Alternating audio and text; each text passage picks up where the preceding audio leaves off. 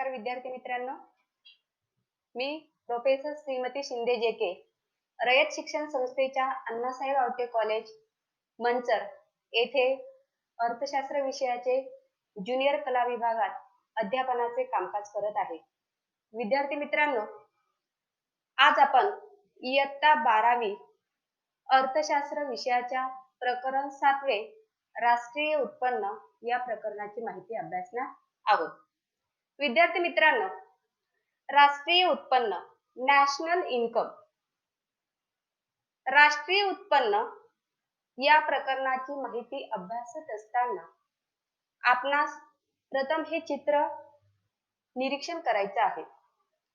या चित्रामध्ये आपल्याला असे दिसून येते की देशाची जी अर्थव्यवस्था आहे ती अर्थव्यवस्था ही लोकांच्या सहाय्याने त्या ठिकाणी लोकांच्या उत्पन्नाच्या सहाय्याने उचलून धरलेली आहे. म्हणजे कोणत्याही देशाची अर्थव्यवस्था ही त्या देशातील लोकांच्या वैयक्तिक उत्पन्नाची बेरीज करून त्या ठिकाणी ती अर्थव्यवस्था सुधारत असते, विकसित होत असते किंवा त्या ठिकाणी तिचा विकास होत असतो.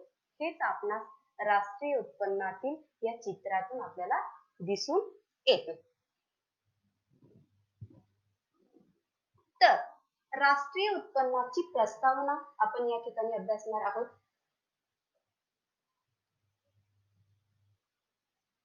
आता राष्ट्रीय उत्पन्नाची प्रस्तावना. राष्ट्रीय उत्पन्न हा अर्थशास्त्रातील एक महत्त्वाचा अभ्यास विषय आहे. कोणत्या अर्थशास्त्रातील? तर स्थूल अर्थशास्त्रातील. राष्ट्रीय उत्पन्न हा स्थूल अर्थशास्त्रातील हा एक महत्त्वाचा अभ्यास विषय आहे. वैयक्तिक उत्पन्नाचा अभ्यास, एका व्यक्तीच्या उत्पन्नाचा अभ्यास हा सूक्ष्म अर्थशास्त्रामध्ये केला जातो, तर स्थूल अर्थशास्त्रामध्ये समग्र घटकांचा अभ्यास केला जातो, एकूण घटकांचा अभ्यास केला जातो. राष्ट्रीय उत्पन्न ही संकल्पना देशातील वैयक्तिक उत्पन्नाची बेरीज केली असता प्राप्त होत असते आणि म्हणूनच राष्ट्रीय उत्पन्न हा स्थूल अर्थशास्त्राचा एक महत्त्वाचा अभ्यास विषय आहे.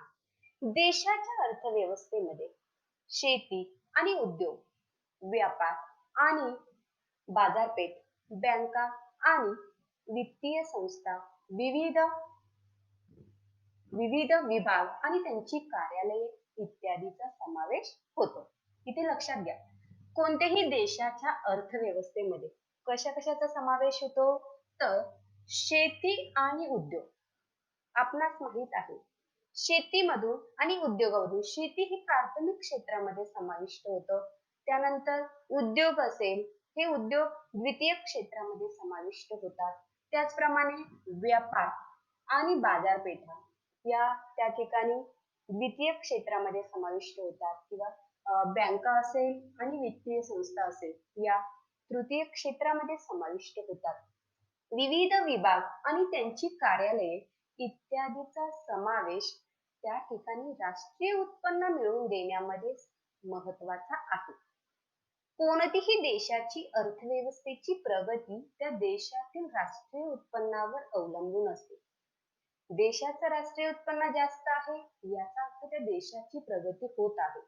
देशाचं राष्ट्रीय उत्पन्न कमी आहे, घटत आहे, याचा अर्थ त्या देशाची जी प्रगती आहे ती कमी होत आहे किंवा अधोगतीकडे आहे किंवा देशाचा विकास हळूहळू होत आहे असा याचा अर्थ होतो. राष्ट्रीय उत्पन्न हे उत्पादन, वितरण, विनिमय आणि उपभोग या आर्थिक क्रियांचे एकत्रित मापक आहे. राष्ट्रीय उत्पन्न कोणत्याही देशाच्या राष्ट्रीय उत्पन्नाचं जे काही त्या ठिकाणी महत्त्वाचे घटक आहे ते म्हणजे उत्पादन, वस्तू आणि सेवांचं उत्पादन. समज भारत देश आहे, भारत देशामध्ये वस्तू आणि सेवांचं उत्पादन किती प्रमाणात होत आहे? उत्पादन म्हणजे त्या वस्तूचं त्या ठिकाणी किती प्रोडक्ट होत आहे त्यावर त्या देशाची त्या ठिकाणी जी आर्थिक क्रिया आहे ती आर्थिक क्रिया अवलंबून असते. त्यानंतर उत्पादनाप्रमाणेच वितरण म्हणजे काय? जे वस्तू आणि सेवांचं उत्पादन झालेले आहे, या वस्तू आणि सेवांचं वितरण वितरण म्हणजे डिस्ट्रीब्युशन कशा प्रकारे होत आहे, त्यावर सुद्धा त्या देशाचं आर्थिक क्रिया अवलंबून असतात. त्यानंतर विनिमय. विनिमय म्हणजे काय? देवाणघेवाण, एक्सचेंज. वस्तू आणि सेवांचं उत्पादन केल्यानंतर त्या वस्तूचं वितरण करणे आणि ती वस्तू खरेदी करण्यासाठी आपल्याला माहित आहे, जेव्हा वस्तू खरेदी करावयाची असते तेव्हा आपल्याला पैसा द्यावा लागतो आणि म्हणूनच विनिमय करत असताना, एक्सचेंज करत असताना त्या ठिकाणी त्या देशामध्ये आर्थिक क्रिया विनिमयावर अवलंबून असते, असे आपणास या ठिकाणी सांगता येईल. आणि उपभोग. कोणत्याही देशातील लोक वस्तूंचा उपभोग कशा प्रकारे घेतात, त्याचप्रमाणे दिलेल्या सेवा आहे त्या सेवांचा उपभोग कशा प्रकारे घेतात. उपभोग जास्त घेत असेल तर याचा अर्थ त्या देशामध्ये आर्थिक क्रिया झपाट्याने होत आहे असा होतो, आणि उपभोग जर त्या देशामध्ये कमी घेत असेल तर याचा अर्थ त्या देशामध्ये आर्थिक क्रिया कमी होत आहे. म्हणजे उत्पादन, वितरण, विनिमय आणि उपभोग या आर्थिक क्रियांचे एकत्रित मापक म्हणजे राष्ट्रीय उत्पन्न होय. राष्ट्रीय उत्पन्न हे या 4 घटकांवर अवलंबून असतं. उत्पादन, वितरण, विनिमय आणि उपभोग या 4 क्रियांवर, या 4 घटकांवर कोणत्याही देशाचे राष्ट्रीय उत्पन्न अवलंबून असते. त्यानंतर याचबरोबर ते देशातील लोकांच्या आर्थिक कल्याणाचेही वस्तुनिष्ठ मापक असते. आता वस्तुनिष्ठ निर्देशक आणि मापक. कोणत्याही देशाचं त्या ठिकाणी आर्थिक कल्याण हे कशावर अवलंबून असतो? त्या देशामध्ये वस्तू आणि सेवांचं उत्पादन कशा प्रकारे होतं, वितरण कशा प्रकारे होतं, विनिमय कशा प्रकारे होतो आणि वस्तूचा व सेवांचा उपभोग किती प्रमाणात घेतला जातो, यावर त्या देशाचे आर्थिक कल्याण अवलंबून असते. म्हणून त्या ठिकाणी राष्ट्रीय उत्पन्नाचे हे या ठिकाणी आपल्याला प्रस्तावना सांगता येईल. त्यानंतर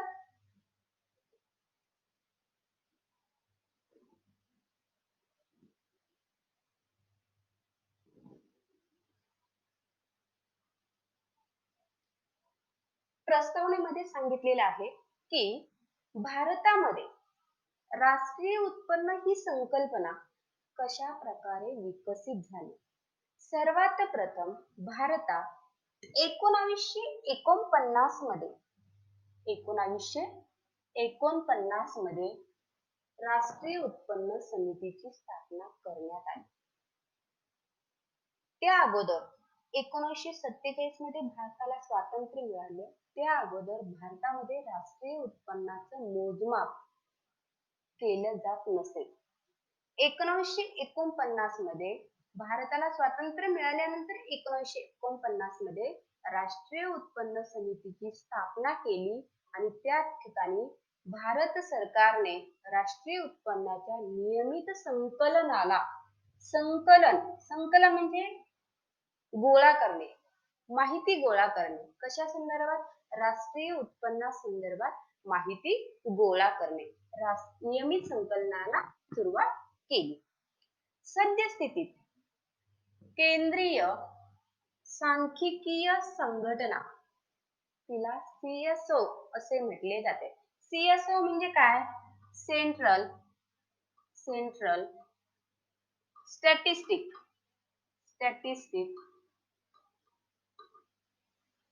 ऑफिस. CSO म्हणजे सेंट्रल स्टॅटिस्टिक ऑफिस. म्हणजे केंद्रीय सांख्यिकीय संघटना ही दरवर्षी देशातील राष्ट्रीय उत्पन्न आणि इतर संबंधित जी काही सांख्यिकीय माहिती आहे ती गोळा करण्याचं काम करते आणि गोळा केल्यानंतर ती प्रकाशित करत असते. म्हणजे एका आर्थिक वर्षातील देशाचे राष्ट्रीय उत्पन्न, त्याचप्रमाणे इतर सांख्यिकीय माहिती गोळा करून ती प्रकाशित करण्याचं काम देशातील केंद्रीय सांख्यिकीय संघटना म्हणजेच CSO ही संघटना करत असते. त्यानंतर राष्ट्रीय उत्पन्नाचा अर्थ काय होतो? राष्ट्रीय उत्पन्नाचा अर्थ. राष्ट्रीय उत्पन्न म्हणजे काय? आधुनिक अर्थव्यवस्थेत पैशाला अनन्यसाधारण महत्व आहे. जगातील कोणत्याही देशाचा जर विचार केला तर आजची कोणत्याही देशाची अर्थव्यवस्था ही पैशावर अवलंबून आहे. पैशामध्ये अर्थव्यवस्थेचं मोजमाप केलं जातं. राष्ट्रीय उत्पन्नाचं मोजमाप करण्यासाठी पैसे हे साधन वापरलं जातं. म्हणून आजच्या अर्थव्यवस्थेमध्ये, आधुनिक अर्थव्यवस्थेमध्ये पैशावर त्या ठिकाणी राष्ट्रीय उत्पन्न किंवा अर्थव्यवस्था ही पैशावर अवलंबून आहे असे आपणास म्हणता येईल. म्हणून देशाचे राष्ट्रीय उत्पन्न हे पैशामध्ये व्यक्त केले जाते. कोणताही देश घ्या, अमेरिका असेल, जपान असेल, भारत असेल, पाकिस्तान असेल, प्रत्येक देशाचे राष्ट्रीय उत्पन्न मोजमाप करण्यासाठी पैसा हे साधन वापरलं जातं. म्हणून आजच्या अर्थव्यवस्थेमध्ये पैशाला अनन्यसाधारण असे महत्व आहे. देशाचे एकूण उत्पन्न म्हणजे राष्ट्रीय उत्पन्न होय. देशाचे एकूण उत्पन्न. तर सर्वप्रथम आपण या ठिकाणी एका कुटुंबाचं उत्पन्न एक उदाहरण म्हणून या ठिकाणी घेऊ. एका कुटुंबामध्ये 4 व्यक्ती आहेत. 2 त्या ठिकाणी नवरा बायको आणि त्यांचे एक मुलगा मुलगी असे 4 व्यक्ती आहेत. त्यामध्ये शामराव असेल, शामरावांचे 2 मुलं आणि त्यांचे मिसेस. शामरावांना त्या ठिकाणी वार्षिक उत्पन्न 3 लाख इतके उत्पन्न प्राप्त होतं. त्यानंतर शामरावांची मिसेस त्या ठिकाणी गृहिणी आहे, त्यांचं कुठल्याही प्रकारचं उत्पन्न नाही. त्यानंतर शामरावांची मुलगी जी डॉक्टर आहे, ती पेशाने डॉक्टर आहे, तिला वार्षिक उत्पन्न 4 लाख इतके प्राप्त होते. आणि शामरावांचा मुलगा जो त्या ठिकाणी IT इंजिनियर आहे, त्याचे वार्षिक उत्पन्न 3 लाख इतके आहे. मग त्या कुटुंबाचे उत्पन्न किती आहे? वार्षिक उत्पन्न किती आहे? शामरावांचे 3 लाख, मुलीचे 4 लाख आणि मुलाचे 3 लाख असे टोटल 10 लाख इतके त्या कुटुंबाचे उत्पन्न आहे. म्हणजे वैयक्तिक उत्पन्न झालं, त्या कुटुंबाचं उत्पन्न झालं. अशा सर्व कुटुंबाचे, देशातील सर्व कुटुंबाचे उत्पन्न जेव्हा एकत्रित केले जाते तेव्हा देशातील एकूण उत्पन्न प्राप्त होत असते. म्हणून या ठिकाणी काय सांगितलेले आहे की देशाचे एकूण उत्पन्न म्हणजे राष्ट्रीय उत्पन्न होय. देशातील सर्व कुटुंबाचे उत्पन्न एकत्रित केल्यानंतर आपल्याला राष्ट्रीय उत्पन्न प्राप्त होत असते. तर खऱ्या अर्थाने राष्ट्रीय उत्पन्न म्हणजे एका वर्षाच्या कालावधीत देशात उत्पादित होणाऱ्या वस्तू व सेवांचा प्रवाह होय. सर्वसामान्यपणे राष्ट्रीय उत्पन्न कशाला म्हटलं जाते? तर राष्ट्रीय उत्पन्न मोजमाप करण्यासाठी एका वर्षाचा कालावधी कन्सिडर केला जातो. एका वर्षाच्या कालावधीमध्ये देशामध्ये ज्या वस्तू आणि सेवांचं उत्पादन केलं जातं त्या वस्तू आणि सेवांचा प्रवाह म्हणजे राष्ट्रीय उत्पन्न होय. असं सर्वसाधारणपणे राष्ट्रीय उत्पन्नाचा अर्थ आपणास येथे सांगता होईल. म्हणजे देशाचे एकूण उत्पन्न म्हणजे राष्ट्रीय उत्पन्न होय असं सर्वसाधारणपणे राष्ट्रीय उत्पन्नाची व्याख्या आपल्याला सांगता येईल. त्यानंतर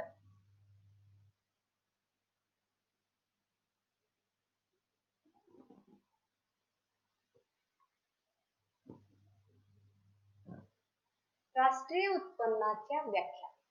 विद्यार्थी मित्रांनो, आता आपणास अर्थशास्त्रीय भाषेतील व्याख्यांचा अभ्यास करायचा आहे. राष्ट्रीय उत्पन्नाच्या अर्थतज्ञांनी केलेल्या व्याख्यांचा आपल्याला या ठिकाणी अभ्यास करायचा आहे. सर्वात प्रथम राष्ट्रीय उत्पन्नाच्या अनेक अर्थतज्ञांनी व्याख्या केलेल्या आहेत. त्यातील महत्वाच्या अर्थतज्ञांच्या आणि राष्ट्रीय उत्पन्न समितीची जी महत्वाची व्याख्या आहे त्या व्याख्येचा आपण अभ्यास करणार आहोत. आता राष्ट्रीय उत्पन्नाची जी काही व्याख्या केलेली आहे ती पहिली व्याख्या राष्ट्रीय उत्पन्न समितीने केलेली आहे. आता राष्ट्रीय उत्पन्न समिती या राष्ट्रीय उत्पन्न समितीची स्थापना कशा प्रकारे झाली, ती काय झाली याबद्दल आपण थोडीशी माहिती घेऊया. प्राध्यापक पी सी महालनोबिस प्राध्यापक पी सी महालनोबिस यांच्या अध्यक्षतेखाली भारत सरकारद्वारे ऑगस्ट 1949 मध्ये नियुक्त केलेल्या राष्ट्रीय उत्पन्न समितीत प्राध्यापक डी आर गाडगीळ आणि doctor V K R V Rao हे सदस्य होते.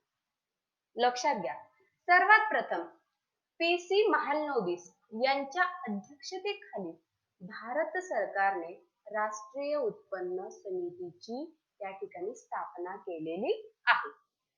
1949 मध्ये खऱ्या अर्थाने या ठिकाणी राष्ट्रीय उत्पन्न समितीची त्या ठिकाणी स्थापना केलेली आहे आणि या समितीमध्ये पी सी महालनोबिस यांच्या अध्यक्षतेखाली 2 सदस्यांची त्या ठिकाणी नियुक्ती केलेली आहे. ते 2 सदस्य म्हणजे प्राध्यापक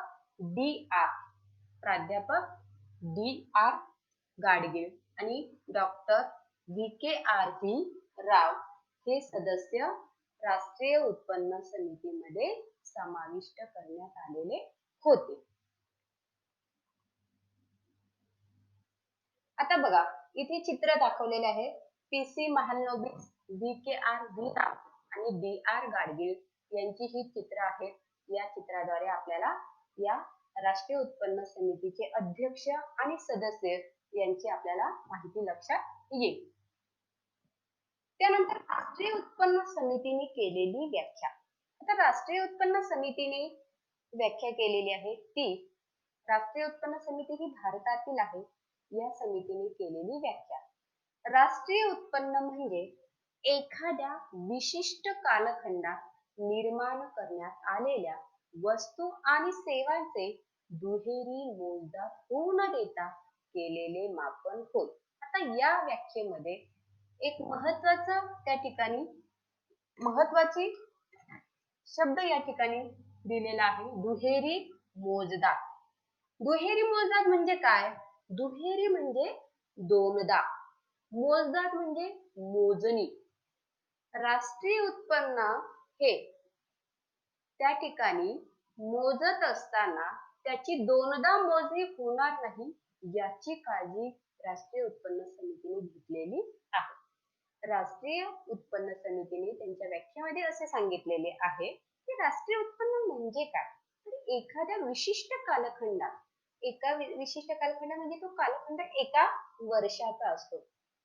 एखाद्या विशिष्ट कालखंडात निर्माण करण्यात आलेल्या वस्तू आणि सेवांचे, वस्तूचे जे उत्पादन आहे, जे सेवा आपल्याला पुरवल्या जातात, त्या वस्तू आणि सेवांचे दोनदा मोजमाप होऊ न देता केलेले मापन म्हणजे राष्ट्रीय उत्पन्न होय, अशी राष्ट्रीय उत्पन्न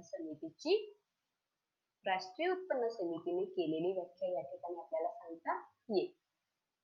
आता राष्ट्रीय उत्पन्न समितीने केलेली व्याख्येचं आपण स्पष्टीकरण अशा प्रकारे करू शकतो. समजा टी शर्ट आहे, त्या टी शर्टची किंमत 500 रुपये आहे. मग त्या टी शर्टची किंमत मोजमाप करत असताना त्या ठिकाणी कापड असेल किंवा कापूस असेल यांचं मूल्य विचारात घेऊ नये. का घेऊ नये? कारण जेव्हा आपण टी शर्टची किंमत ठरवत असतो त्या किमतीमध्ये, त्या मूल्यामध्ये कापूस आणि कापडाची किंमत समाविष्ट केलेली असते. म्हणजे दोनदा मोजमाप जर झालं तर साहजिकच आहे जो काही राष्ट्रीय उत्पन्नाचा जो आकडा आहे तो चुकण्याची शक्यता असते. म्हणून दुहेरी मोजमाप होऊ न देणे या वाक्याला अत्यंत महत्व आहे. दुसरी व्याख्या केलेली प्राध्यापक ए सी पिगू. आता प्राध्यापक ए सी पिगू हे परकीय किंवा विदेशी अर्थतज्ञ आहेत. यांनी केलेली व्याख्या, समाजाच्या वस्तुनिष्ठ उत्पन्नाच्या ज्या भागाची पैशात मोजदाद करता येते असा भाग म्हणजे राष्ट्रीय उत्पन्न होय. बघा, पिगू यांनी या ठिकाणी त्यांच्या व्याख्येमध्ये कशाला महत्व दिलेले आहे? वस्तुनिष्ठ उत्पन्न आणि ज्या वस्तुनिष्ठ उत्पन्नाची पैशात मोजदाद करता येते, ज्या वस्तुनिष्ठ उत्पन्नाची पैशात मोजदाद करता येते, अशा वस्तूंचा समावेश राष्ट्रीय उत्पन्नात पिगू यांनी केलेला आहे. म्हणून समाजाच्या वस्तुनिष्ठ उत्पन्नाच्या ज्या भागामध्ये त्या ठिकाणी पैशात मोजमाप, ज्या भागाचे पैशात मोजमाप करता येते, अशा भागाचा समावेश राष्ट्रीय उत्पन्नात केला जातो. हे बघा, इथे पिगू यांचं, प्राध्यापक AC पिगू यांचं या ठिकाणी चित्र दर्शविलेले आहे. त्यानंतर पुढची जी व्याख्या दिलेली आहे, प्राध्यापक आयर्विन फिशर यांनी राष्ट्रीय उत्पन्नासंदर्भात केलेली व्याख्या. त्यांनी काय म्हटलेलं आहे? राष्ट्रीय उत्पन्न म्हणजे एका वर्षाच्या कालावधीत राष्ट्राच्या निव्वळ उत्पादनापैकी जो भाग प्रत्यक्षपणे उपभोगासाठी वापरला जातो, असा भाग म्हणजे राष्ट्रीय उत्पन्न होय. प्राध्यापक आयर्विन फिशर यांनी राष्ट्रीय उत्पन्न या व्याख्येमध्ये कशाला महत्व दिलेले आहे? तर त्यांनी उपभोगाला महत्व दिलेले आहे. उपभोग, कशाला महत्व दिलेले आहे? उपभोग. देशामध्ये किती प्रमाणात उपभोग घेतला जातो? कशाचा? वस्तू आणि सेवांचा. त्या उपभोगावर त्या देशाचे राष्ट्रीय उत्पन्न अवलंबून असते, असे आयर्विन फिशर यांनी सांगितलेले आहे. म्हणून प्राध्यापक आयर्विन फिशर यांनी उपभोगाला आपल्या व्याख्येमध्ये महत्व दिलेले आहे. हे बघा, इथे आयर्विन फिशर यांचं चित्र या ठिकाणी दाखवलेले आहे. त्यानंतर आपणास राष्ट्रीय उत्पन्नाची वैशिष्ट्ये अभ्यासायची आहे. विद्यार्थी मित्रांनो, राष्ट्रीय उत्पन्न, आता राष्ट्रीय उत्पन्नाची वैशिष्ट्ये यावर तुम्हाला कशा प्रकारे प्रश्न विचारला जातो? राष्ट्रीय उत्पन्न म्हणजे काय? राष्ट्रीय उत्पन्नाची वैशिष्ट्ये स्पष्ट करा. मग या ठिकाणी तुम्हाला राष्ट्रीय उत्पन्नाच्या मिनिमम, कमीत कमी 2 व्याख्या लिहिणं अपेक्षित आहे. त्यानंतर राष्ट्रीय उत्पन्नाची वैशिष्ट्ये स्पष्ट करणं या ठिकाणी गरजेचे आहे. तर राष्ट्रीय उत्पन्नाची विविध वैशिष्ट्ये या ठिकाणी सांगितलेली आहेत. या वैशिष्ट्यांचा या ठिकाणी अभ्यास करूया. पहिलं वैशिष्ट्य आहे या ठिकाणी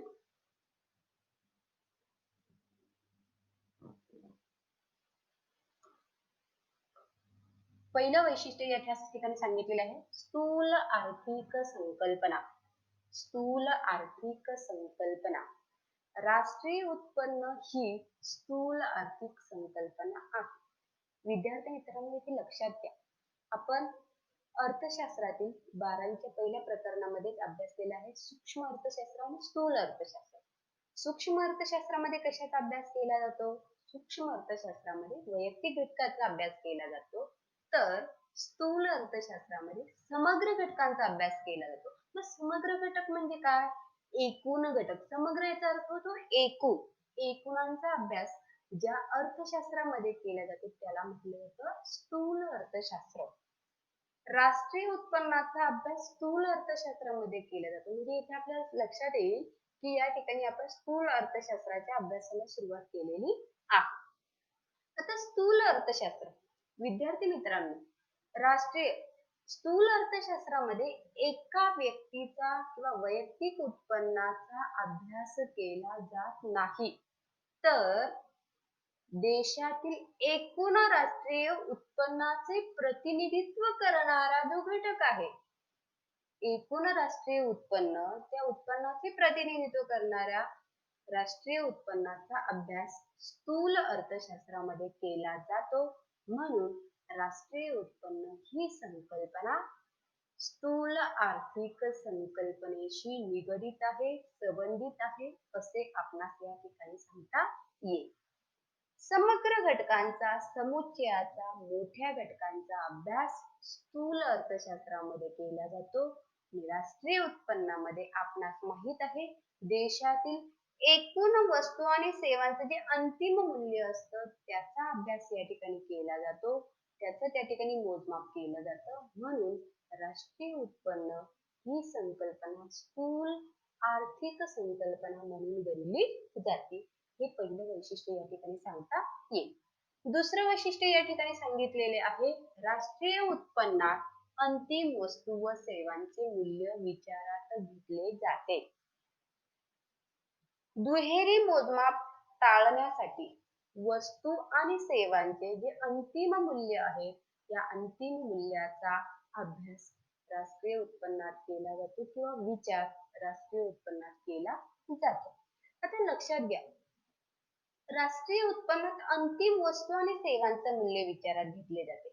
यामध्ये अर्धसिद्ध वस्तू म्हणजे काय? अर्धसिद्ध वस्तू याचा अर्थ अर्ध उत्पादित झालेल्या वस्तू, या वस्तूंचंही मूल्य विचारात घेतलं जात नाही. त्याचप्रमाणे कच्च्या मालाच्या जे काही किमती आहेत, कच्च्या मालाचे जे मूल्य आहेत, त्या कच्च्या मालाच्या मूल्याचा सुद्धा विचार या ठिकाणी केला जात नाही.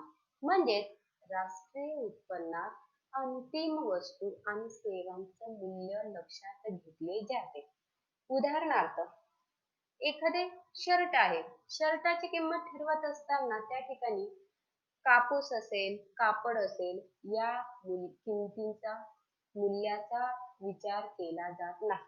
कारण शर्टाची किंमत ठरवत असताना शर्टाच्या किमतीमध्येच कापूस आणि कापड यांच्या किमतीचाही, यांच्या मूल्याचाही समावेश केला जातो. म्हणजे अंतिम जे काही वस्तू आहे आणि ज्या सेवा आहे त्यांच्याच किमतीचा, त्यांच्या मूल्याचा विचार राष्ट्रीय उत्पन्नात केला जातो. हे दुसरं वैशिष्ट्य आपल्याला या ठिकाणी सांगता येईल. तिसरं वैशिष्ट्य आहे निव्वळ समग्र मूल्य. आता निव्वळ समग्र मूल्य म्हणजे काय? तर समग्र म्हणजे काय? एकूण. निव्वळ समग्र मूल्य देशामध्ये उत्पादित होणाऱ्या वस्तू व सेवांचं घसारा वजा जाता जे उत्पादन शिल्लक राहतं त्याला म्हटलं जातं निव्वळ समग्र मूल्य. जे एकूण उत्पादन असतं त्यास निव्वळ समग्र मूल्य असे म्हटले जाते. तर निव्वळ समग्र मूल्याचा अभ्यास करत असताना या ठिकाणी आपल्याला माहित आहे की यामध्ये घसारा वजा केला जातो आणि घसारा वजा करता जे काही मूल्य शिल्लक असतं त्या मूल्याचा समावेश निव्वळ समग्र मूल्यामध्ये केला जातो. त्यानंतर पुढचं जे वैशिष्ट्य आहे विदेशी निव्वळ उत्पन्न. आता विदेशी निव्वळ उत्पन्न आपणास माहित आहे, या ठिकाणी राष्ट्रीय उत्पन्नामध्ये निव्वळ विदेशी उत्पन्नाचाही समावेश केला जातो. मग निव्वळ विदेशी उत्पन्न म्हणजे काय? या ठिकाणी निव्वळ विदेशी उत्पन्नामध्ये या ठिकाणी निर्यात वजा आयात, एक्सपोर्ट मायनस इम्पोर्ट म्हणजे एक्स वजा एम, एक्स वजा एम या घटकाचा समावेश केला जातो. त्याचप्रमाणे परकीय देशातून येणारी त्या ठिकाणी घेणी असेल आणि परकीय देशाला दिलेली देणी, आर मायनस पी, आर वजा पी, आर वजा पी, एक्स मायनस एम आणि आर वजा पी या घटकाचा समावेश विदेशी निव्वळ उत्पन्नामध्ये होत असतो. एक्स म्हणजे काय? निर्यात. निर्यात कशाला म्हटलं जातं?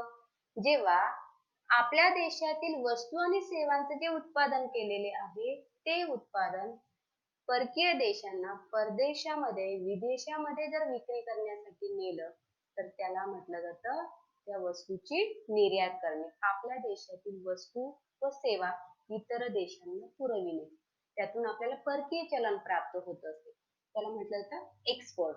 यम म्हणजे काय? इम्पोर्ट, आयात. कधी कधी असं होतं की आपल्या देशामध्ये एखाद्या वस्तूचा तुटवडा निर्माण होतो, दुर्मिळता निर्माण होते.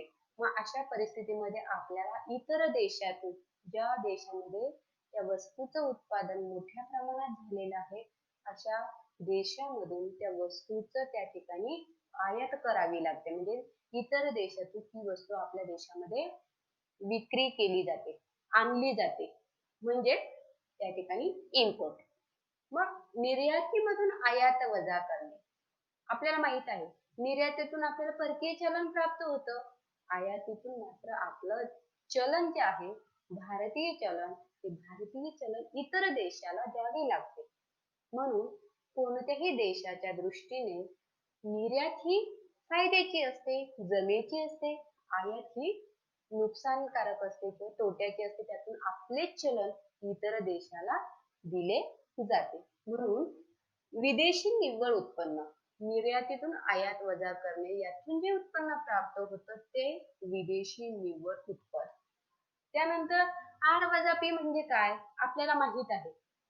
आपण या ठिकाणी परकीय देशामधून त्या ठिकाणी परकीय लोक, परकीय नागरिक आपल्या देशातील वस्तू आणि सेवा खरेदी करत असेल, अशा परिस्थितीमध्ये आपल्याला काय प्राप्त होतात, एनी प्राप्त होतात. म्हणजे परकीय चलन आपल्याला प्राप्त होतं. म्हणजे परकीय नागरिकांनी, विदेशी नागरिकांनी आपल्या देशातील वस्तूंचं मोठ्या प्रमाणात खरेदी केली तर त्यातून आपल्याला परकीय चलन प्राप्त होत असतं, त्याला म्हटलं जातं आर. त्यानंतर पी म्हणजे काय, आपल्या देशातील नागरिकांनी इतर देशांमधून, परदेशामधून, विदेशामधून काही वस्तू आणि सेवा खरेदी केल्या तर त्या बदल्यामध्ये आपल्याला आपलं चलन द्यावं लागतं, त्याला म्हटलं जातं पी. म्हणजे काय, परकीय येणी आणि परकीय देणी. बरोबर. परकीय येणी हे आपल्यासाठी फायदेशीर असतं, त्यातून आपल्याला परकीय चलन प्राप्त होत असतं. परंतु परकीय देणी यातून मात्र आपल्याला आपल्या देशातील चलन इतर देशांना द्यावे लागतं, इतर देशांना त्या ठिकाणी त्या वस्तूच्या बदल्यात द्यावं लागतं. म्हणून कोणत्याही देशाच्या राष्ट्रीय उत्पन्नामध्ये विदेशी निव्वळ उत्पन्नाचा समावेश होतो. म्हणजे निर्यात वजा आयात आणि एनी वजा देणी, यातून जे काही उत्पादन प्राप्त होतं त्या उत्पादनाचा समावेश विदेशी निव्वळ उत्पन्नामध्ये होत असतो. त्यानंतर आर्थिक वर्ष, पाचवं वैशिष्ट्य आहे आर्थिक वर्ष.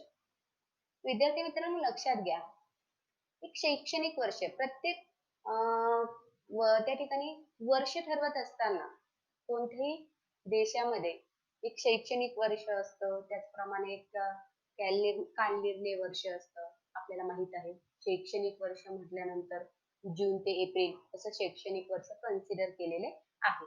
त्याचप्रमाणे कोणत्याही देशाचं राष्ट्रीय उत्पादन मोजमाप करण्यासाठी एक कालावधी निश्चित केलेला आहे. तो कालावधी हा त्या देशासाठी अत्यंत महत्वाचा असतो. म्हणून आर्थिक वर्ष, इतर जगामधील इतर देशांचाही विचार केला तर प्रत्येक जगातील देशासाठी आर्थिक वर्ष ठरलेले असते. इतर देशांप्रमाणे भारताचा सुद्धा त्या ठिकाणी राष्ट्रीय उत्पन्नाचं मोजमाप करण्यासाठी आर्थिक वर्ष ठरविलेले आहे. भारतामध्ये राष्ट्रीय उत्पन्न मोजमाप करण्यासाठी 1 एप्रिल ते 31 मार्च ते 31 मार्च हे आर्थिक वर्ष ठरविलेले आहे. 1 एप्रिल ते 31 मार्च हे भारताचे आर्थिक वर्ष ठरविलेले आहे. या आर्थिक वर्षामध्ये देशाचं राष्ट्रीय उत्पादन, देशाची अर्थव्यवस्था कशा प्रकारे कोणत्या टप्प्यावर आहे त्याचं मूल्यमापन त्या ठिकाणी केले जाते. म्हणून या ठिकाणी आर्थिक वर्ष हे राष्ट्रीय उत्पन्नाचं वैशिष्ट्य या ठिकाणी सांगता येईल. त्यानंतर पुढचं आहे की प्रवाही संकल्पना. प्रवाही संकल्पना. विद्यार्थी मित्रांनो, राष्ट्रीय उत्पन्न ही एक प्रवाही संकल्पना आहे, न थांबणारी संकल्पना आहे. वस्तू आणि सेवांचं या ठिकाणी उत्पादन घेतलं जातं, ते उत्पादन राष्ट्रीय उत्पन्नामध्ये मोजमाप केलं जातं. म्हणून राष्ट्रीय उत्पन्न ही प्रवाही संकल्पना आहे असे आपणास या ठिकाणी सांगता येईल. प्रवाह सातत्याने चालू असतो, न थांबणारी प्रक्रिया असते. एक वेळेस राष्ट्रीय उत्पन्न कमी होऊ शकतो, राष्ट्रीय उत्पन्नामध्ये घट होऊ शकते, परंतु राष्ट्रीय उत्पन्न ही प्रक्रिया पूर्णतः थांबू शकत नाही. म्हणून राष्ट्रीय उत्पन्न ही संकल्पना प्रवाही स्वरूपाची आहे. त्यानंतर पुढची संकल्पना आहे, वैशिष्ट्य आहे, पैशात व्यक्त केलेले मूल्य. राष्ट्रीय उत्पन्नामध्ये कशाचा समावेश केला जातो? ज्या वस्तू व सेवांचे मूल्य पैशात व्यक्त करता येते, ज्याचं विनिमय मूल्य पैशात सांगता येते, अशाच वस्तू आणि सेवा या ठिकाणी राष्ट्रीय उत्पन्नामध्ये समाविष्ट केल्या जातात. म्हणून राष्ट्रीय उत्पन्न ही संकल्पना पैशात व्यक्त केली जाते. अशा अनेक वस्तू आहेत ज्यांचं पैशामध्ये मूल्यमापन करता येत नाही. सेवा म्हटलं तर आईने मुलाची केलेले संगोपन, आईने मुलाला सांभाळलं, आईने मुलाचं संगोपन केलं, तर त्या बदल्यामध्ये आईला कुठल्याही प्रकारचं त्या ठिकाणी वेतन दिलं जात नाही. मग त्या ठिकाणी ही जी काही सेवा आहे, ही सेवा राष्ट्रीय उत्पन्नात पकडली जात नाही, कारण त्याचं पैशात मूल्य केलं जात नाही. म्हणून या ठिकाणी आईने मुलाची केलेली सेवा, ही जी काही सेवा आहे ती राष्ट्रीय उत्पन्नामध्ये समाविष्ट केली जात नाही, कारण त्याचे पैशात व्यक्त करता येत नाही, त्याचे मूल्य पैशात व्यक्त केले जात नाही. त्याचप्रमाणे नर्सने जर एखाद्या रुग्णाची सेवा केलेली असेल तर ती सेवा, ती सर्व्हिस मात्र राष्ट्रीय उत्पन्नामध्ये समाविष्ट केली जाते, कारण नर्स त्या रुग्णाच्या सेवेच्या बदल्यामध्ये त्या ठिकाणी वेतन घेत असते. म्हणून त्या ठिकाणी अशा सेवेचा समावेश त्या ठिकाणी राष्ट्रीय उत्पन्नात केला जातो, जी पैशात व्यक्त केली जाते. अशा प्रकारे राष्ट्रीय उत्पन्नाची ही एकूण 7 वैशिष्ट्ये या ठिकाणी सांगता येतील. यावर त्या ठिकाणी राष्ट्रीय उत्पन्न म्हणजे काय, राष्ट्रीय उत्पन्नाची वैशिष्ट्ये, अशा प्रकारचा प्रश्न विचारला जाण्याची शक्यता आहे. त्यानंतर राष्ट्रीय उत्पन्नाच्या संकल्पना, एकूण 4 संकल्पनांचा आपण अभ्यास करणार आहोत. राष्ट्रीय उत्पन्नाच्या उत्पादनाच्या संकल्पना. पहिली संकल्पना आहे स्थूल. पहिली संकल्पना आहे स्थूल देशांतर्गत उत्पादन. स्थूल देशांतर्गत उत्पादन. स्थूल देशांतर्गत उत्पादन म्हणजे जीडीपी.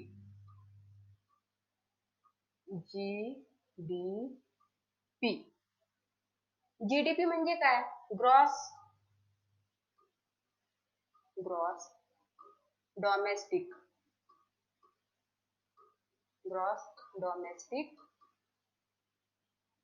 प्रोडक्ट.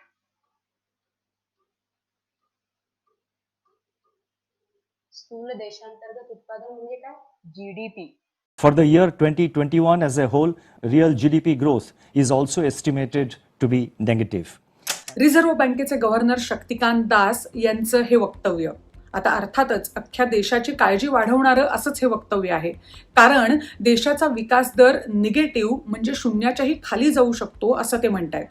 पण शून्याच्या खाली विकास दर जाणं म्हणजे नेमकं काय आणि तुमच्या आमच्यावर त्याचा काय परिणाम होणार आहे, त्यासाठी आधी काही संकल्पना समजून घेणं हे गरजेचं आहे. जसं की जीडीपी. जीडीपी म्हणजे ग्रॉस डोमेस्टिक प्रोडक्ट, म्हणजेच वर्षभरात देशात उत्पादन झालेल्या किंवा तयार झालेल्या वस्तू आणि माल. जीडीपी जर वाढत असेल तर याचा अर्थ देश प्रगती करतोय, आणि जर जीडीपी खाली जात असेल देशाची आर्थिक पिछेहाट झाली आहे. आता हे उत्तर ऐकायला सोपं आहे पण पचवायला कठीण. देशाची अर्थव्यवस्था वाढत नाहीये म्हणजे तुमची नोकरी धोक्यात आहे. कंपन्या नवीन नोकर भरती करणार नाहीयेत, उलट खर्च कमी करण्यासाठी नोकर कपात मात्र करतील. तुमच्या हातात पैसे कमी येतील, त्यामुळे तुम्ही खर्च कमी कराल. तुमचा भर बचतीवर असेल, पण त्यामुळे तुम्ही जिथे जिथे पैसे खर्च करता त्या लोकांचा मात्र धंदा बसेल. बाजारातली एकूण मागणी कमी झाल्यामुळे त्या वस्तूंचं उत्पादन कमी होईल, त्यातून वस्तूंचा पुरवठा कमी होईल, आणि शेवटी या सगळ्याचा परिणाम वस्तूंच्या आणि सेवांच्या किमती वाढून महागाई निर्माण होण्यात होईल, आणि यातून तुमची बचत होण्यापेक्षा उलट खर्च वाढेल. असं हे आर्थिक दुष्टचक्र आहे ज्याचा परिणाम प्रत्येक नागरिकावर होणार आहे.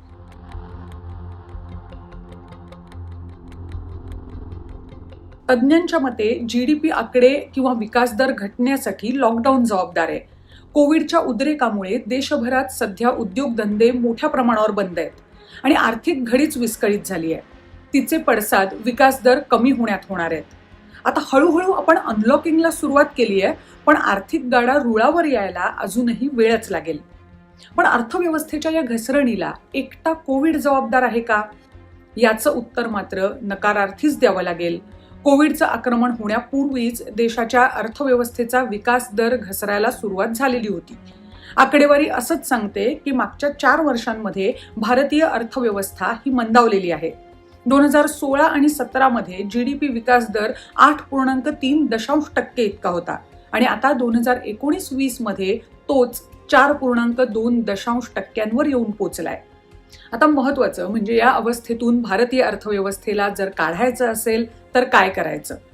एक तातडीचा उपाय जो सरकार करू शकतं तो म्हणजे सरकारकडून पैसे अर्थव्यवस्थेत आणायचे. नोटा छापायच्या, सरकारी योजनांच्या माध्यमातून रोजगार निर्मिती करायची, हा त्याचा एक मार्ग असू शकतो.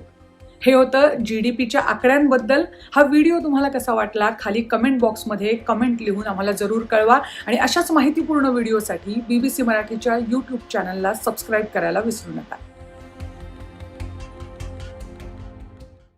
लक्षात घ्या विद्यार्थ्यांनो, आपण ज्या या 4 संकल्पना शिकणार आहोत, स्थूल देशांतर्गत उत्पादन, निव्वळ देशांतर्गत उत्पादन, त्यानंतर एकूण राष्ट्रीय उत्पादन, निव्वळ राष्ट्रीय उत्पादन, ह्या 4 संकल्पना तुम्हाला परीक्षेच्या दृष्टीने अत्यंत महत्त्वाच्या आहेत. परंतु भविष्याच्या दृष्टीने भविष्यामध्ये तुम्ही ज्या काही स्पर्धा परीक्षा देणार आहात, या स्पर्धा परीक्षेमध्ये राष्ट्रीय उत्पन्न आणि या ज्या काही 4 संकल्पना आहेत, या 4 संकल्पनांवर 100% प्रश्न विचारलाच जातो. म्हणून या ज्या काही संकल्पना आहेत या काळजीपूर्वक अभ्यासा. या फक्त परीक्षेपुरते अभ्यासू नका, तर भविष्यामध्ये आपल्याला विविध स्पर्धा परीक्षांना सामोरे जायचं आहे, त्या दृष्टीनेही त्या ठिकाणी लक्षात ठेवण्याची गरज आहे. आता स्थूल देशांतर्गत उत्पादन. स्थूल देशांतर्गत उत्पादन म्हणजे काय? एक उदाहरणाच्या साहाय्याने आपण स्थूल देशांतर्गत उत्पादन काय आहे त्याचा या ठिकाणी अभ्यास करूया. समजा हा भारत देश आहे, बरोबर. या भारत देशामध्ये भारत देशाच्या भौगोलिक सीमारेषेच्या अंतर्गत भागामध्ये XC भारतीय कंपनी प्रोडक्ट करत आहे, उत्पादन घेत आहे, बरोबर. ही भारताची XC कंपनी आहे. तर Y ही विदेशातील, परंतु ती कुठे उत्पादन करते? देशाच्या अंतर्गत भागामध्ये. Y ही विदेशी कंपनी आहे, परंतु तिचं उत्पादन, ती वस्तूचं उत्पादन कुठे करते? भारताच्या भौगोलिक सीमारेषेच्या अंतर्गत भागामध्ये त्या ठिकाणी वस्तूचं उत्पादन घेत आहे, बरोबर. म्हणजे या ठिकाणी मग आता जीडीपी मध्ये कशाचा समावेश? स्थूल देशांतर्गत उत्पादनामध्ये कशाचा समावेश होईल? तर स्थूल देशांतर्गत उत्पादनाची व्याख्या अशी आपल्याला करता येईल या उदाहरणाच्या साहाय्याने. एका विशिष्ट वर्षात देशाच्या भौगोलिक सीमारेषेच्या अंतर्गत वस्तू आणि सेवांचं जे अंतिम उत्पादन, वस्तूचं उत्पादन आणि सेवा, इथे काय महत्वाचं आहे? वस्तू, त्याचं उत्पादन अधिक सेवा, त्यांचं अंतिम मूल्य. काय? अंतिम मूल्य.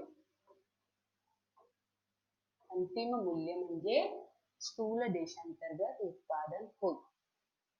लक्षात घ्या, देशाच्या भौगोलिक सीमारेषेच्या आत, देशाच्या भौगोलिक सीमारेषेच्या अंतर्गत भागामध्ये एका वर्षामध्ये ज्या वस्तू आणि सेवांचं अंतिम उत्पादन, अंतिम मूल्य, अंतिम उत्पादन केलं जातं, त्याचं जे अंतिम मूल्य आहे ते अंतिम मूल्य म्हणजे स्थूल देशांतर्गत उत्पादन होय.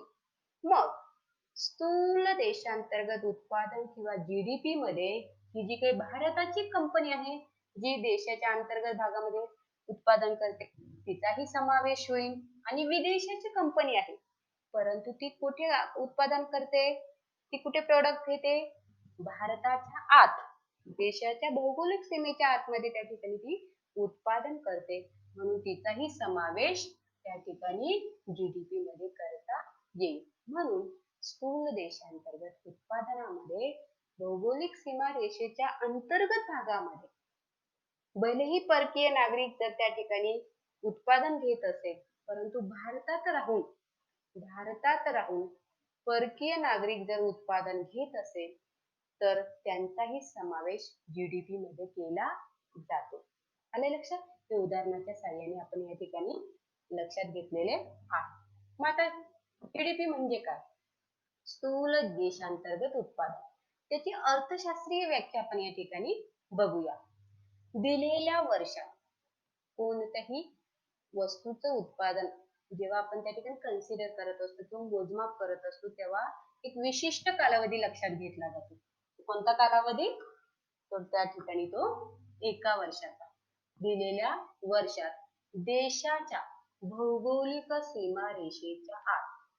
भौगोलिक सीमारेषा हे जे दोन वाक्य शब्द आहेत ते अत्यंत महत्वाचे आहे. भौगोलिक सीमारेषेच्या आत उत्पादित होणाऱ्या अंतिम वस्तू व सेवांचे बाजारभावानुसार येणारे मूल्य म्हणजे स्थूल देशांतर्गत उत्पादन होय. आत्ताच आपण उदाहरणाच्या साहाय्याने जे न विसरणार त्या ठिकाणी उदाहरण दिलेले आहे ते नेहमी आपल्या लक्षात राहील. अशा उदाहरणाच्या साहाय्याने जीडीपी म्हणजे काय त्याचा आपण या ठिकाणी अभ्यास केलेला आहे. जीडीपीची या ठिकाणी सूत्र सांगितलेले आहे बघा. जीडीपी म्हणजे काय? C plus R plus G plus कंसात X मायनस M. C म्हणजे काय? उपभोग खर्च, कंजम्पशन एक्सपेंडिचर, उपभोग खर्च. देशामध्ये जे नागरिक वस्तू आणि सेवांवर उपभोग खर्च करतात त्याचा समावेश जीडीपी मध्ये केला जातो. आय म्हणजे काय? आय म्हणजे इन्व्हेस्टमेंट एक्सपेंडिचर, गुंतवणूक खर्च. देशामध्ये परकीय नागरिकांनी गुंतवणूक केलेली असेल त्याचाही खर्च समाविष्ट केला जातो. कशात? जीडीपी मध्ये. परकीय नागरिकांनी आपल्या देशात येऊन जर कोणत्या भागामध्ये गुंतवणूक केलेली असेल त्याचाही समावेश जीडीपी मध्ये केला जातो. जी म्हणजे काय? Government expenditure. आपल्याला माहित आहे सरकार सुद्धा त्या ठिकाणी विविध प्रोजेक्टवर खर्च करत असतो, त्याचाही समावेश त्या ठिकाणी जीडीपी मध्ये केला जातो. X minus M. एक्स म्हणजे एक्सपोर्ट वजा इम्पोर्ट, निर्यात वजा आयात. निर्यात ही देशासाठी फायदेशीर असते, त्यातून परकीय चलन प्राप्त होत असतं. आयात ही देशातून त्या ठिकाणी चलन मोजावे लागत असते इतर देशांना, त्यातून मात्र त्या ठिकाणी आपले चलन किंवा आपला खर्च होत असतो. म्हणून निर्यातीतून आयात वजा केले असता जे मूल्य शिल्लक राहतं त्याचा समावेश जीडीपी मध्ये केला जातो. आले लक्षात? म्हणून स्थूल देशांतर्गत उत्पादन किंवा जीडीपी म्हणजे दिलेल्या वर्षात देशाच्या भौगोलिक सीमारेषेच्या आत उत्पादित होणाऱ्या अंतिम वस्तू व सेवांचे बाजारभावानुसार येणारे मूल्य म्हणजे स्थूल देशांतर्गत उत्पादन होय. त्यानंतर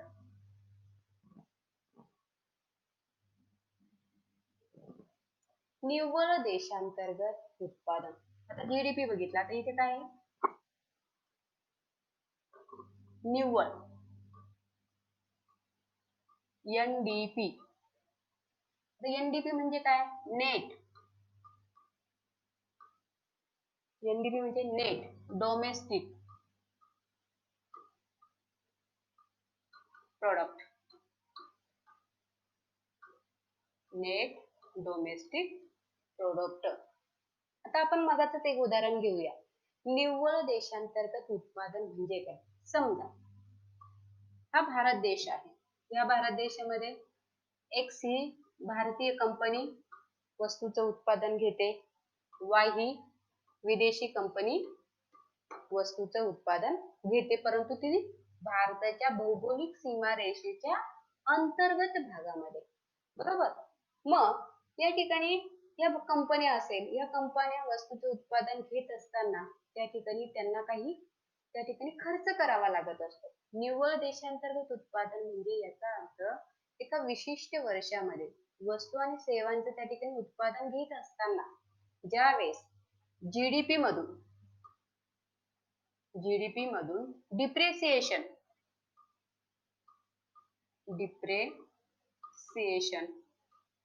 वजा केले जाते. आता डिप्रेसिएशन म्हणजे काय, तर त्या ठिकाणी घसारा. डिप्रेसिएशन म्हणजे काय, घसारा. डिप्रेसिएशन म्हणजे घसारा. Okay. X company, Y company ही भारताची कंपनी, ही विदेशाची कंपनी आहे. या वस्तूचं उत्पादन करत असताना त्या ठिकाणी आपल्याला माहित आहे या ठिकाणी घसारा वजा केले असता जे काही मूल्य शिल्लक राहतं, जे उत्पादन शिल्लक राहतं, त्याला निव्वळ देशांतर्गत उत्पादन असे म्हटले जाते. म्हणजे काय केलं जातं, त्या ठिकाणी जीडीपी मधून घसारा वजा केला जातो. त्याला घसारा म्हणजे डिप्रेसिएशन. आता घसारा म्हणजे काय, घसारा म्हणजे आपल्याला माहित आहे कोणत्याही कंपन्या असेल, कोणत्याही वस्तूचं उत्पादन करत असताना त्या भांडवली वस्तूंवर आपल्याला विशिष्ट प्रकारचा खर्च करावा लागतो. त्याला काय म्हटलं जातं, घसारा. मग आपल्याला माहित आहे कंपनीमध्ये समजा मशिनरीज आहे, मशिनरीजचा वापर करत असताना आपल्याला माहिती आहे त्यांच्यासाठी ऑइल्स लागत असतं. त्याचप्रमाणे त्या मशीन त्या ठिकाणी वापरत असताना त्या ठिकाणी त्या खराब होण्याची शक्यता असते. मग त्या मशिनरीजच्या मेंटेनन्स साठी खर्च करावा लागतो. मग त्या ठिकाणी त्यांच्या रिप्लेस करावं लागतं कधी कधी मशिनरीज, म्हणजे दुसऱ्या नवीन मशिनरीज आणावं लागतात, किंवा त्या ठिकाणी दुरुस्त करावं लागतात. वापरून ते खराब होत असतात, किंवा त्या ठिकाणी दळणवळणासाठी आपल्याला खर्च करावा लागतो, वाहतुकीसाठी खर्च करावा लागतो.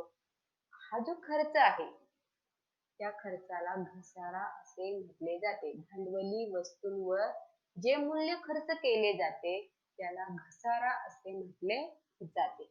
म्हणून निव्वळ देशांतर्गत उत्पादन हे जीडीपी मधून स्थूल देशांतर्गत उत्पादनातून घसारा वजा केले असता निव्वळ देशांतर्गत उत्पादन प्राप्त होत असते. आले लक्षात. त्यानंतर निव्वळ देशांतर्गत उत्पादन, जीएनपी. जीएनपी म्हणजे ग्रॉस नॅशनल प्रोडक्ट. त्याची व्याख्या सांगितलेली आहे, देशाच्या भौगोलिक सीमारेषेत एका वर्षाच्या कालावधीत उत्पादित केलेल्या सर्व अंतिम वस्तू व सेवांचे बाजारभावानुसार येणारे मूल्य, स्थूल मूल्य म्हणजे निव्वळ देशांतर्गत उत्पादन होय. एनडीपी म्हणजे काय, जीडीपी मधून डिप्रेसिएशन वजा केले असता जीएनपी प्राप्त होत असतो. म्हणून निव्वळ देशांतर्गत उत्पादन बरोबर स्थूल देशांतर्गत उत्पादन वजा घसारा असे आपल्याला या ठिकाणी सांगता येईल. त्यानंतर एकूण राष्ट्रीय उत्पादन ही तिसरी संकल्पना आहे. राष्ट्रीय उत्पन्न मोजमाप करण्याची एकूण राष्ट्रीय उत्पादन.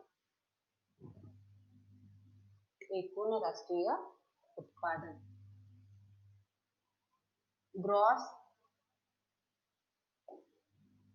Gross national product, GNP. Gross national product, gross national product म्हणजे एकूण राष्ट्रीय उत्पादन होय. विद्यार्थी मित्रांनो, एकूण राष्ट्रीय उत्पादन मोजमाप करत असताना काय लक्षात घ्यायचं आहे, समजा हा भारत देश आहे, बरोबर. हा भारत देशामध्ये एक्स ही भारतीय कंपनी आहे आणि वाय ही विदेशी कंपनी आहे, बरोबर. मग एकूण राष्ट्रीय उत्पादन मोजमाप करत असताना या ठिकाणी नॅशनॅलिटी, नागरिकत्व अत्यंत महत्वाचं आहे. नॅशनॅलिटी, नागरिकत्व म्हणजे त्या व्यक्तीचं नागरिकत्व कोणतं आहे. समजा भारताचा विचार केला तर भारतातील नागरिक त्या ठिकाणी भलेही तो परदेशामध्ये उत्पादन घेत असेल, आपल्याला माहित आहे टाटा असेल, त्या ठिकाणी रिलायन्स असेल, अशा कंपन्या विदेशामध्ये मोठ्या प्रमाणात प्रसारित झालेल्या आहेत किंवा त्या ठिकाणी वस्तूचं उत्पादन घेत आहे. परदेशामध्येही त्या ठिकाणी त्या कंपन्यांची स्थापना झालेली आहे. मग जीएनपी मध्ये कशाचा समावेश होतो? जीएनपी मध्ये एकूण राष्ट्रीय उत्पादनामध्ये भारतीय नागरिकत्व असणाऱ्या व्यक्ती, भलेही ते परदेशामध्ये उत्पादन घेत असाल किंवा भारतातही उत्पादन घेत असाल, अशा व्यक्तींचं उत्पादनाचा समावेश जीएनपी मध्ये केला जातो. मग येथे त्या ठिकाणी एक्स ही भारताची कंपनी आहे, बरोबर की नाही? आता एक्स ही भारताची कंपनी आहे. समजा ही झेड ही विदेशामध्ये, जिचं भारतीय नागरिकत्व आहे, झेड ही भारतीय कंपनी अमेरिकेमध्ये त्या ठिकाणी स्थापन केलेली आहे, असे आपण या ठिकाणी समजूया. मग एक्स ही कंपनी भारतीय आहे. मग जीएनपी मध्ये कशा कशाचा समावेश होईल? एक्स या कंपनीचा, या एक्स या कंपनीचे उत्पादन आहे त्याचाही समावेश होईल, अधिक झेड जी विदेशामध्ये त्या ठिकाणी उत्पादन करत आहे, परंतु त्या देशामध्ये वस्तूचं उत्पादन करत असताना तिचं नागरिकत्व त्या ठिकाणी ती कंपनी भारतातील आहे. जे भारतीय नागरिकत्व असणारे आहे ती विदेशामध्ये उत्पादन घेत आहे, अशा त्या ठिकाणी झेड ही कंपनी सुद्धा जीएनपी मध्ये समाविष्ट होईल. आणि वाय जी विदेशी आहे, भारतातील नाही, जी विदेशी नागरिकत्व असलेली आहे, जिची नॅशनॅलिटी परदेशी आहे, अशी वस्तूचं उत्पादन मात्र जीएनपी मध्ये समाविष्ट केलं जाणार नाही. म्हणजे या ठिकाणी एक्स अधिक झेड वजा वाय म्हणजे एक्स अधिक वाय हे जे काही उत्पादन आहे त्या उत्पादनाचा समावेश जीएनपी मध्ये एकूण राष्ट्रीय उत्पादनामध्ये होणार आहे. येथे लक्षात, एकूण राष्ट्रीय उत्पादन काढत असताना देशाचे नागरिकत्व या घटकाला प्राधान्य दिलेले आहे. ज्या लोकांचे नागरिकत्व भारतीय आहे, ती भारतामध्येही उत्पादन घेत आहे, विदेशामध्येही उत्पादन घेत आहे. मग विदेशामध्ये जे घेतलेलं उत्पादन आहे त्याचा समावेश जीएनपी मध्ये केला जातो, एकूण राष्ट्रीय उत्पादनामध्ये केला जातो. मात्र ही विदेशी जी काही कंपनी आहे तिचा समावेश जीएनपी मध्ये करता येणार नाही, तिचा समावेश जीडीपी मध्ये केला जातो, कारण ती भारताच्या सीमेच्या अंतर्गत भागामध्ये उत्पादन घेत आहे, म्हणून तिचा समावेश जीडीपी मध्ये केला जाईल, जीएनपी मध्ये केला जाणार नाही. म्हणजे नागरिकत्व याला या ठिकाणी एकूण राष्ट्रीय उत्पादन या प्रक्रियेमध्ये अत्यंत महत्व आहे. बघा, एकूण राष्ट्रीय उत्पादन अर्थशास्त्रीय भाषेमध्ये आपण याची व्याख्या बघूया. दिलेल्या वर्षात देशात उत्पादित होणाऱ्या अंतिम वस्तू व सेवांचे बाजारानुसार येणारे मूल्य म्हणजे राष्ट्रीय उत्पादन होय. एका वर्षाच्या कालावधीमध्ये ज्या वस्तू आणि सेवा आहे त्यांचं जे अंतिम मूल्य आहे, दुहेरी गणना टाळून त्या ठिकाणी जे मूल्य त्या ठिकाणी कन्सिडर केलेले असतं त्या मूल्याचा समावेश एकूण राष्ट्रीय उत्पादनामध्ये केला जातो. यामध्ये बाजारभावानुसार किमतीचा विचार केला जातो. व स्थूल राष्ट्रीय जीएनपी बरोबर काय? सी म्हणजे काय? कंझ्युमशन्स एक्सपेंडिचर, उपभोग खर्च. देशामध्ये जे देशातील नागरिक आहे जे खर्च करत असतात उपभोगावर त्याचाही समावेश जीएनपी मध्ये केला जातो. अधिक आय म्हणजे काय? Investment expenditure. भारतीय नागरिकांनी जी गुंतवणूक केलेली असेल ती भलेही विदेशामध्ये केलेली असेल, भारतामध्ये केलेली असेल, त्याचाही समावेश एकूण राष्ट्रीय उत्पादनामध्ये केला जातो. अधिक जी गव्हर्नमेंट एक्सपेंडिचर. सरकार सुद्धा विविध घटकांवर खर्च करत असतो, त्या खर्चाचाही समावेश त्या ठिकाणी जीएनपी मध्ये केला जातो. अधिक एक्स मायनस एन निर्यात वजा आयात, याबद्दल आपण माहिती घेतलेली आहे. आणि आर मायनस पी निव्वळ येणे. निव्वळ येणे म्हणजे काय? आपल्याला माहित आहे, समजा परदेशी नागरिकांनी आपल्या देशातील मोबाईल खरेदी केला तर त्या ठिकाणी परदेशी नागरिकांनी जे काही मोबाईल खरेदी केला तर त्यातून जे मिळणारे मूल्य आहे ते भारतीय जीएनपी मध्ये समाविष्ट होईल. बरोबर, त्याला म्हटलं जातं एनी. आणि देणी -P. देणी म्हणजे काय? समजा आपल्या देशातील नागरिकांनी जपान मधून एखादी इलेक्ट्रॉनिक्स वस्तू ऑनलाईन मागवली, बरोबर, मग त्या ठिकाणी त्याचं जे मूल्य आहे त्या मूल्याचा समावेश त्या ठिकाणी जपानच्या एकूण राष्ट्रीय उत्पादनामध्ये केला जातो, जीएनपी मध्ये केला जातो. भारतामधील वस्तू परकीय देशातील लोकांनी मागवले, परकीय नागरिकांनी जर त्या ठिकाणी त्या वस्तू खरेदी केल्या तर त्या वस्तूपासून मिळणारे जे उत्पादन आहे त्याचा समावेश जीएनपी मध्ये केला जातो. निव्वळ एनी वजा देणी, अशा प्रकारे स्थूल राष्ट्रीय उत्पादन या ठिकाणी प्राप्त होतं. त्यानंतर निव्वळ राष्ट्रीय उत्पादन. निव्वळ राष्ट्रीय उत्पादन म्हणजे काय? NNP.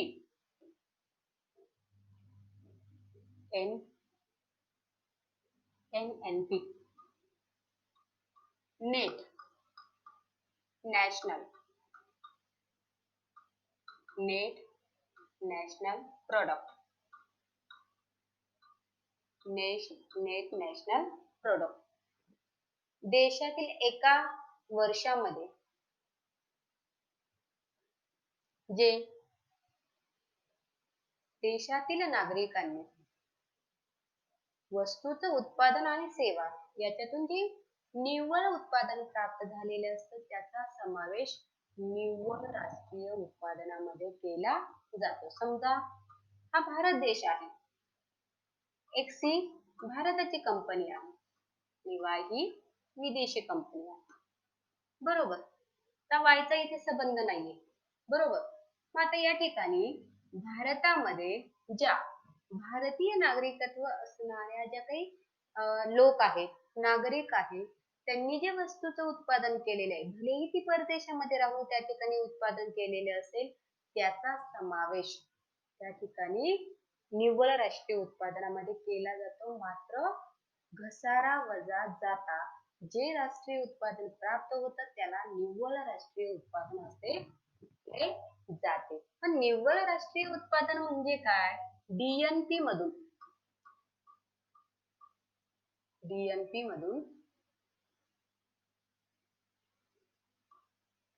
घसारा वजा केले असता या ठिकाणी आपल्याला एनएनपी प्राप्त होतो. आले लक्षात? त्यानंतर बघा, निव्वळ राष्ट्रीय उत्पादन NNP त्याचा व्याख्या दिलेली आहे. NNP म्हणजे नेट नॅशनल प्रोडक्ट.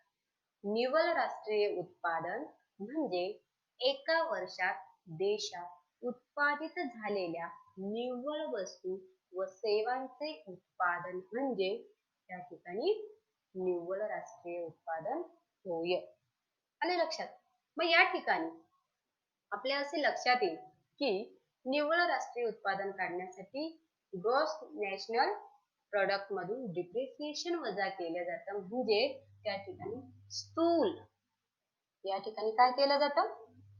स्थूल राष्ट्रीय उत्पादनातून स्थूल राष्ट्रीय उत्पादनामधून घसारा वजा केला जातो. घसारा म्हणजे काय? जे आपण त्या ठिकाणी भांडवली वस्तूंवर जो काही खर्च केलेला असतो तो खर्च वजा करणे त्याला घसारा असे म्हटले जाते. तो खर्च वजा केला असता जे शिल्लक उत्पादन असतं त्या उत्पादनाला निव्वळ राष्ट्रीय उत्पादन असे म्हटले जाते. आले लक्षात?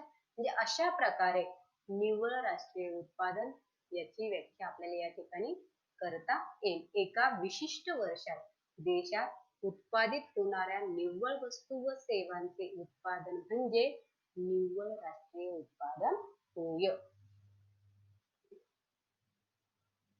अशा प्रकारे विद्यार्थी मित्रांनो, आज आपण राष्ट्रीय उत्पन्न नॅशनल इन्कम या 7व्या प्रकरणातील राष्ट्रीय उत्पन्न, राष्ट्रीय उत्पादन ही प्रस्तावना अभ्यासलेली आहे. त्यानंतर राष्ट्रीय उत्पादनाच्या अर्थतज्ञांनी केलेल्या व्याख्यांचा अभ्यास केलेला आहे आणि त्यानंतर राष्ट्रीय उत्पन्नाची वैशिष्ट्ये जी परीक्षेच्या दृष्टीने अत्यंत महत्वाचा आहे त्याचाही अभ्यास केलेला आहे. आणि त्यानंतर त्या ठिकाणी एक स्पर्धा परीक्षेच्या दृष्टीने ज्यांचं महत्व आहे अशा राष्ट्रीय उत्पन्नाचे जे संकल्पना आहेत 4 संकल्पना, त्या 4 संकल्पनांचाही या ठिकाणी अभ्यास केलेला आहे. त्याचाही आपण या ठिकाणी अभ्यास केलेला आहे. अशा प्रकारे राष्ट्रीय उत्पन्न ही संकल्पना या ठिकाणी आपण अभ्यासलेली आहे. धन्यवाद.